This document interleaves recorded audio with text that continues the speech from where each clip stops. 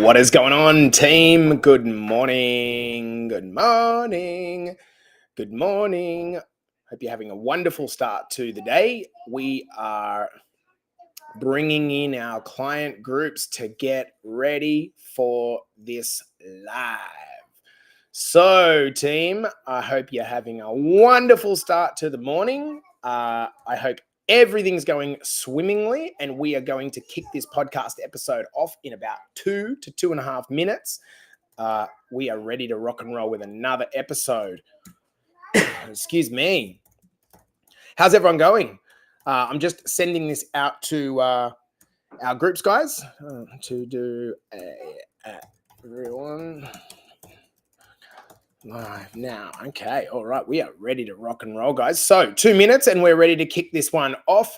So, guys, we're going to be talking about New Year's resolutions here and a better way to do things. So if you're coming into this one live, you know the drill. Get down into the comments. Let us know that you're here. I am super freaking pumped. And I think this episode is going to be very, very helpful for a lot of us to make sure that we're actually approaching this new year the right way, because I think a lot of us know what happens when we do it the wrong way, right? Hey, Lozzie, good morning.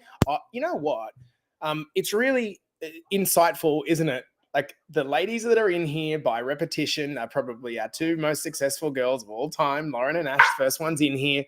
Ladies, just you two specifically, I fucking love you two. You're just the heartbeat of this beautiful academy. So thanks for coming in and showing the support. And the same thing goes from our man, Terry Holden. How are you, Tez? Having a good start to the morning, mate. I hope things are cracking on well, guys. We're going to start this up in 1.5 minutes as we roll this out to all of the academies across the YouTubes, across LinkedIn. Hello, beautiful Letitia. I hope you're having a lovely morning in NZ.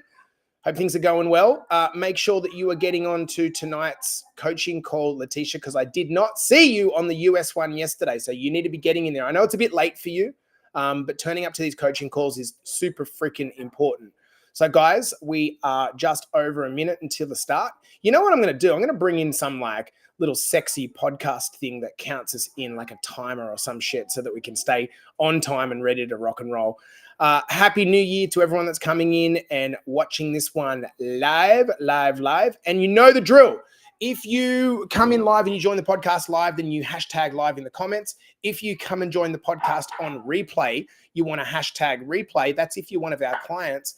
And if you're listening to this on the podcast audios, either on Apple, Spotify, Google, Amazon, any of the major podcast players, you can re-listen to some 370 episodes. Yeah, crazy, right? We're nearing 400 episodes, and it's it's probably one of my favorite things to do. People have this they struggle to listen to long form content anymore because their brains are so fucking wired towards 30-second things. And it's a bit of a bummer because I think the value that you get is really in understanding concepts rather than just having some superficial. Coach Aaron, thank you so much for doing that. Hello, Troy, my beautiful man. Lovely to see you back in the gym this morning, brother. You're looking mint as always, pal. I'd like to give you a call over the course of the next couple of days as well, Troy. All right, guys, 30 seconds and we're going to rip into this one. I'm going to bring in our Instagram audience and we are still good to go. I'll tell you what, for any of you that have had this kind of recent bout of COVID, it's a little bit ridiculous, isn't it? It's like I've had it for a month now and I can't get rid of the cough. Anyway, guys, I think we are good to go. Let's kick start another episode of the podcast on the count of 5, 4, 3, 2, and 1. Welcome back to the Better Body Academy podcast. This is the podcast that you come to when you are sick of the dumb diets and unsustainable workout programs. We've got another podcast episode here.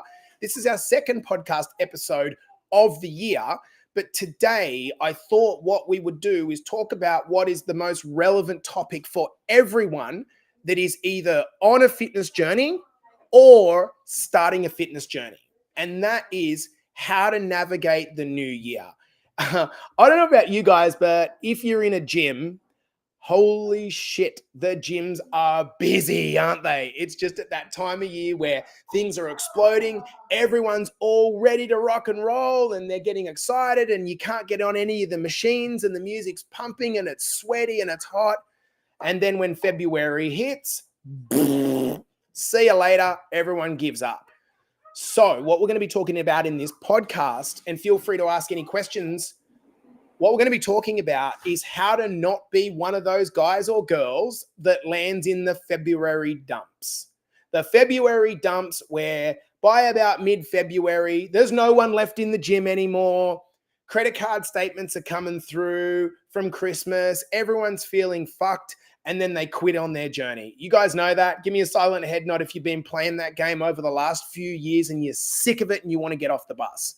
So what we're going to do now is talk about the mistakes that people make. And as a simple idea, here's the core issue that people are making, right? The core mistake people are making is this: focusing on losing weight short term through drastic changes.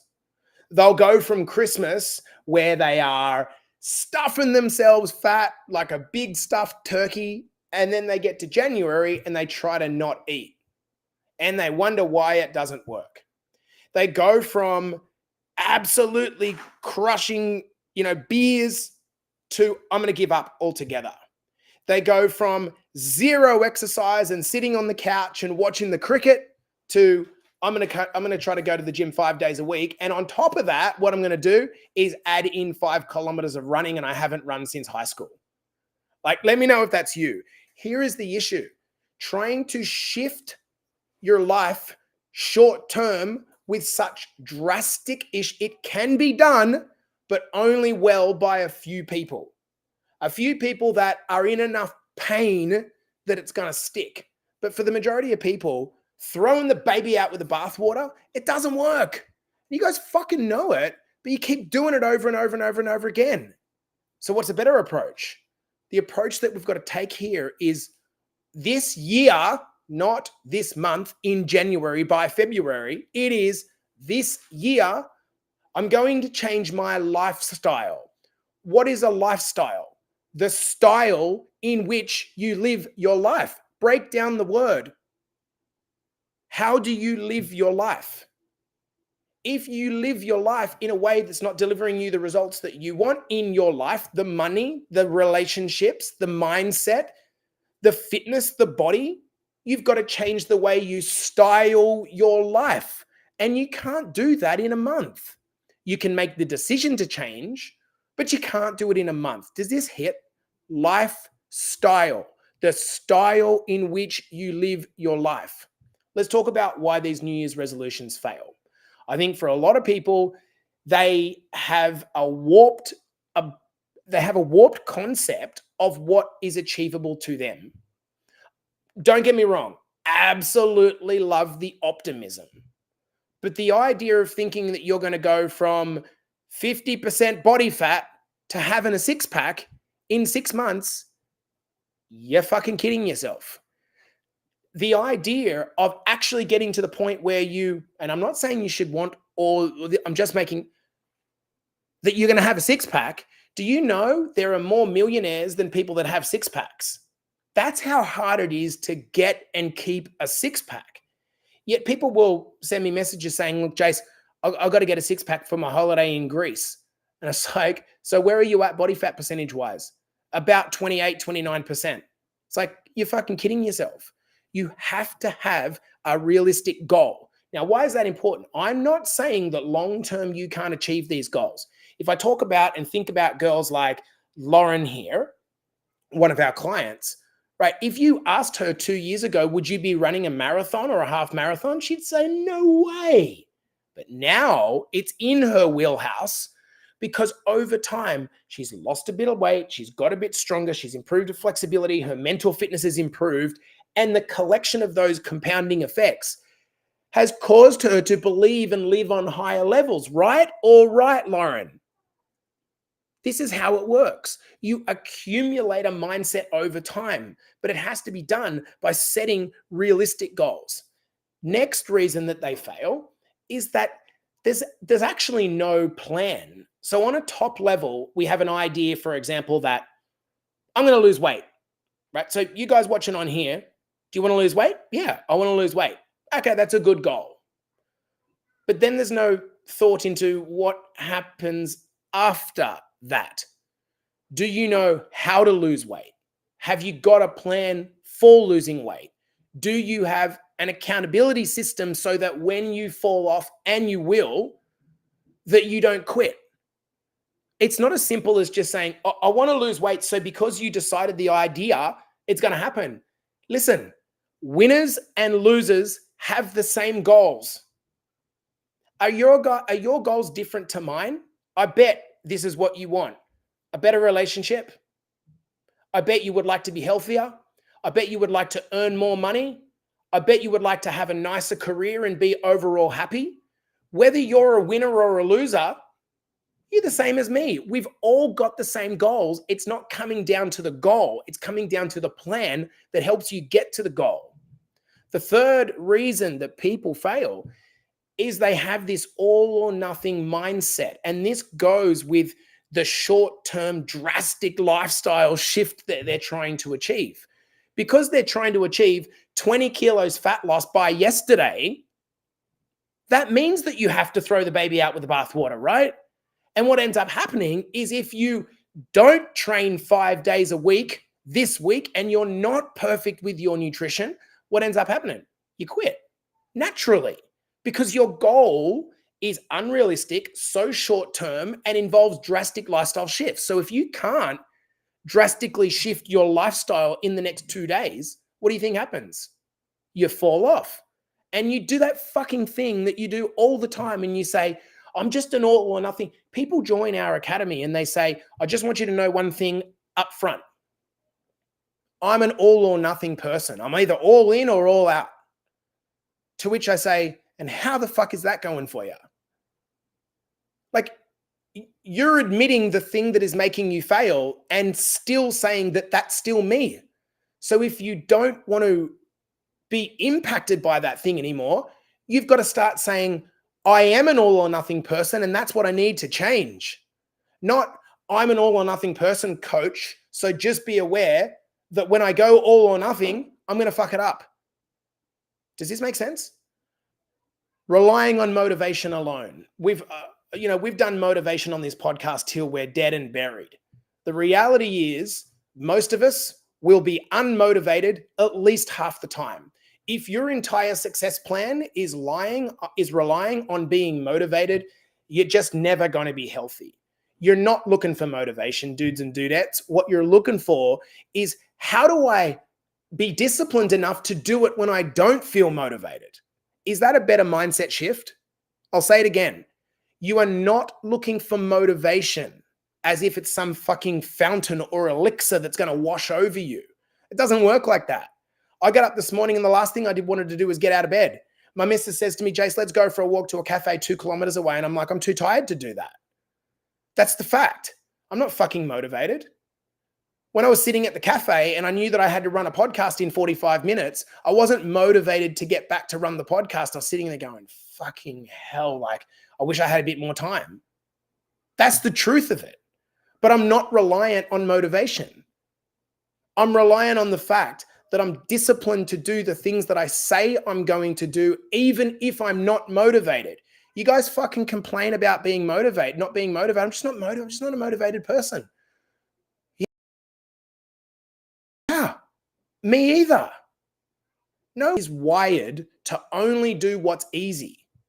Because if it does what's easy, your threat to staying alive is minimal, right? You stay in your comfort zone. You keep doing the things in your comfort zone, you stay alive. And that's what the brain wants to prioritize, to keep you safe. So you got to step outside of your comfort zone a little bit at a time if you want to break through. Now, the final circumstance that I want to say as to why New Year's resolutions fail is that we kind of ignore the fact that you guys aren't a fitness influencer, right? And I fucking hate that term, by the way. You're not an athlete, and I'm definitely not an athlete. You guys act as if your favorite influencer or your favorite athlete, you're that person. That's not fucking you. You can't train the way they do. You don't have the time that they do. You don't get paid to do what they do. You're a mum with fucking young kids that have to be dropped at school. You're a dad that has to go to work until fucking 7 o'clock at night and then commute for an hour and a half afterwards. So if you don't have a realistic plan that fits your life circumstances, the blocks, you're putting a square peg into a round hole and it doesn't work. So I'm just going to hit the reasons why these New Year's resolutions fail. You're setting unrealistic goals. Stop it. You don't have an actual plan. You've just got a goal. A goal without a plan is fucking useless. Stop it. You've got this all or nothing mindset. Stop it. You keep saying, I'm just not motivated to do the thing. Me either. Stop saying that. And finally, you've got to look at your life circumstances and think to yourself, well, how do I get a plan that fits into this? So really the next part of the podcast is, how do you actually fix this? Because it's all good to know this. Jace, you're right. I am an all or nothing person. Yeah, you're right. I do this fucking every year. But how do you fix it? You guys have heard of SMART goals before, right? SMART is an acronym for specific goals. You want the goals to be specific. You want them to be measurable. You want them to be achievable. You want them to be realistic. And you want them to be bound by an amount of time. SMART goals. These are very common. The problem is you guys only set fucking SMART goals on the outcome.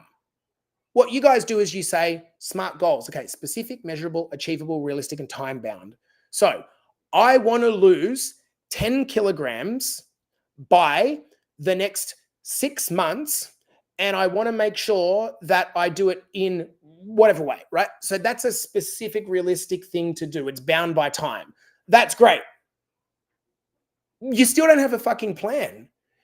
SMART goals are shit unless the smartness is around the action. So what do we mean by this? Like, rather than looking at what you want to achieve, look at what you're going to do. Fuck the SMART. You can't control how much weight you lose. You can control what you do on a daily basis. So rather than setting SMART goals around weight loss, set SMART goals around what you're going to do. As an example, I am going to go to the gym twice a week, training for 45 minutes with a full body session that my coach has given me. That's a very SMART goal. It's specific. It's measurable. At the end of the week, when you do your check-in, do you know if you've been to the gym twice or not? Can you evaluate that? Yes, you can. Is it achievable to do 2 workouts a week? Yes, that's achievable. Realistic? Yes. Is it bound by time? Yes, by the end of the week. We've set the SMART goals around the actions, not the outcomes. So many people, they're just like, I'm going to lose weight this year. I'm going to lose 10 kilos of body fat. They actually have no fucking idea how to actually do that. So the concept is great, but you're better to target the inputs, the action steps, and get granular about that and just leave the outcomes to themselves. Because here's the fact. If you do the things, the result will take care of itself. Next, what you need to do. So focus on SMART actions instead of SMART outcomes. We need to create a routine. Now, what do I mean by this? I hate cliches, but cliches become a thing for a reason, right? What have you got to do to take away the thinking here so it becomes a little bit more automatic? What have you got to do? You've got to have a plan, and the plan has to be put into the context of your day. So if, for example, you say, I'm going to go to the gym twice a week, but then you don't work out how to put that into your schedule so that you can create a routine so that you know that Mondays and Thursdays, I get up and go to the gym. What's going to end up happening is you're going to have to keep thinking, oh, what day do I go to the gym? When can I fit this in? You'll say, I'm too busy Monday. Monday becomes Tuesday. Tuesday becomes Wednesday. And then before you know, it's the end of the week and you haven't been. How do you create a routine? You say, okay, I'm either going to do a Sunday shop to get my groceries, or if you know that that's not going to be possible for you, you say, I'm going to shop Wednesday for my groceries. You want to take away the thinking, because life is pretty predictable. You pretty much do the same thing over and over and over and over again, right? That's why we get the same results over and over again. So how can you build this into a routine? If you want to train, so think of the first level. I'm going to set my SMART goals around actions. Then what I'm going to do is work out how to fit those actions into my life. And the actions are going to be pretty simple, right? They're going to be the trifecta system that we teach you guys. Eat better. How am I going to eat better? How am I going to fit that into my life? How am I going to buy the groceries? How am I going to fit the cooking in?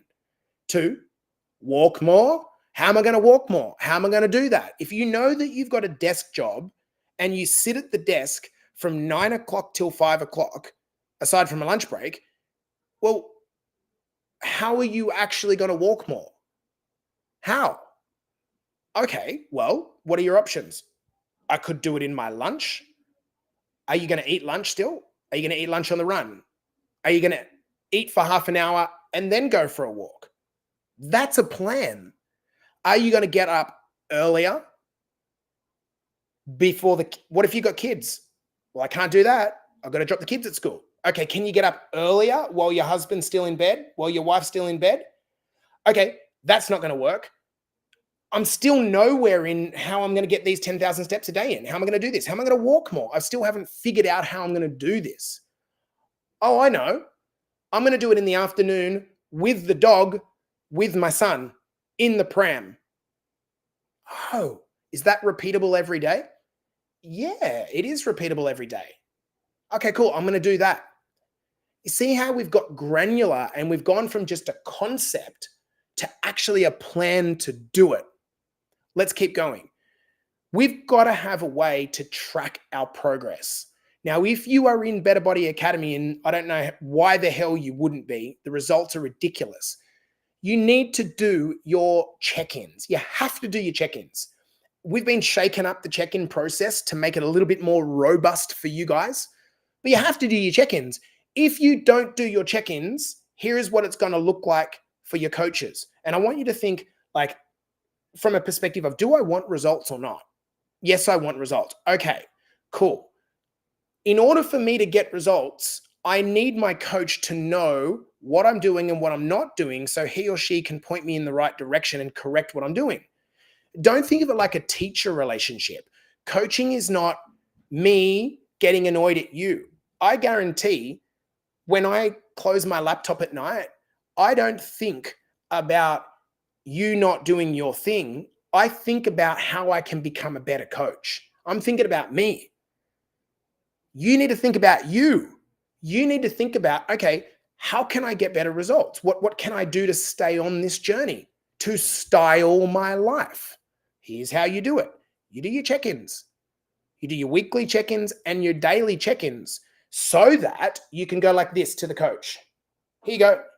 This is what I'm getting. This is what I'm doing. What do you advise me to do from here? It is very easy to coach people with all of the data, because if they've got the data, and we don't need to complicate it, they've got their weight measurements, they've got their waist measurements, we can see what's happening to their body and to their mindset. So then we go, okay, cool. How do we need to tweak this to make sure that this stays on track? If we don't have this and we don't have that, frankly, we've got no fucking idea what you're doing. All we can see is whether or not you're participating in the Facebook group. It's not really an accurate vector of whether you're doing the stuff or not. So we're just guessing.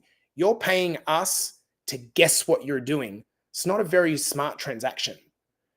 And then finally, accountability is the replacement for motivation, right? We just don't need more motivation.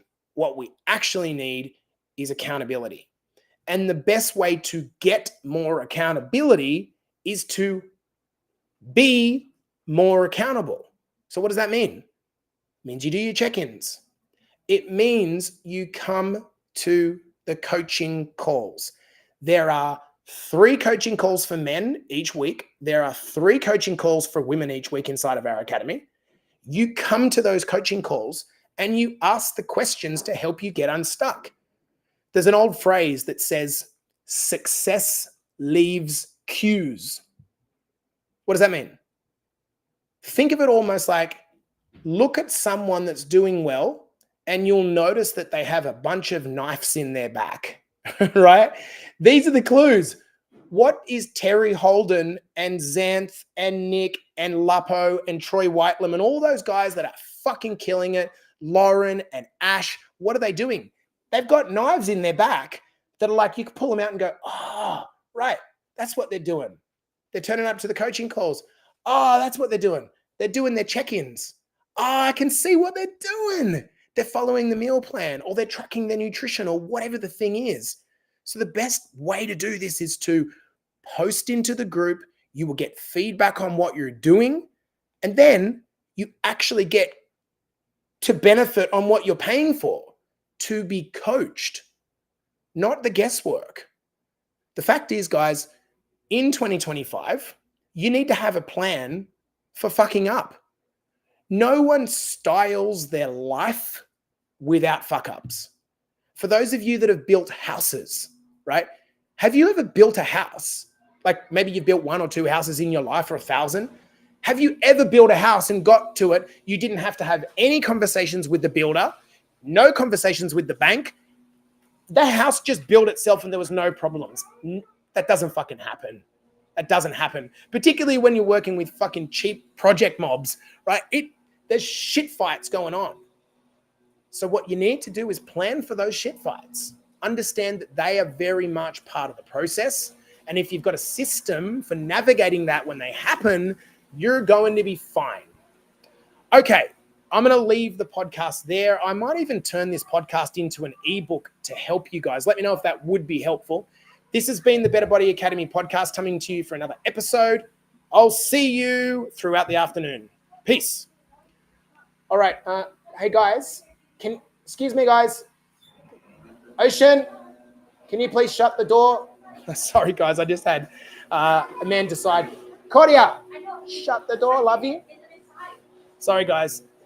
I don't know if you can hear that noise, but a man's just come up to our backyard in our apartment and decided to do the mowing at high speed on a tractor. Good morning to everyone that joined the podcast. All right, I think we're shutting off now. Hopefully that was helpful, that little bit of a breakdown. Questions at all? Would it help if we actually turn this into a little bit of an ebook so I can just like give it to you in a concept? Would that be helpful? Just let me know in the comments if it is, and I will do that. Look, the big thing here, guys, is not making the same mistakes that you've made for the previous 5-10 years. It's just like you do the same thing, you get the same thing. So if you want a different outcome in 2025, you have to be willing to do something a little bit different and not just repeat the same stuff and wondering why, like, fuck, why didn't things change? It doesn't work like that. Guys, before we cut it out, and I want to say good morning to Rach Sutherland, Iritana, ebook would be good. Hey, Georgie, good morning. Hey, Enid, beautiful South Africa. Oh my gosh. I bet you're really good at biltong as well, Enid. Hey, Nikki. Hey, Katie, I hope you're good. So guys, any questions like that you want to ask, that you want to throw into the chat, I'm more than happy to answer if you do. Otherwise, okay, well, let's leave it there. Guys, if you are in Better Body Academy and you are listening to this podcast right now, the UK women's coaching call is about to start. You just need to go to Google, www.betterbodyacademy.com/Zoom, and you can join the Zoom call with Carly. Okay, I'll see you guys in the next episode. Peace. Sorry, I couldn't control that situation. He was coming and he's like, you need to move. Otherwise the grass would be in their face. Sitting there, like the first thing that a person would think of is... I was trying to get them in as fast as possible.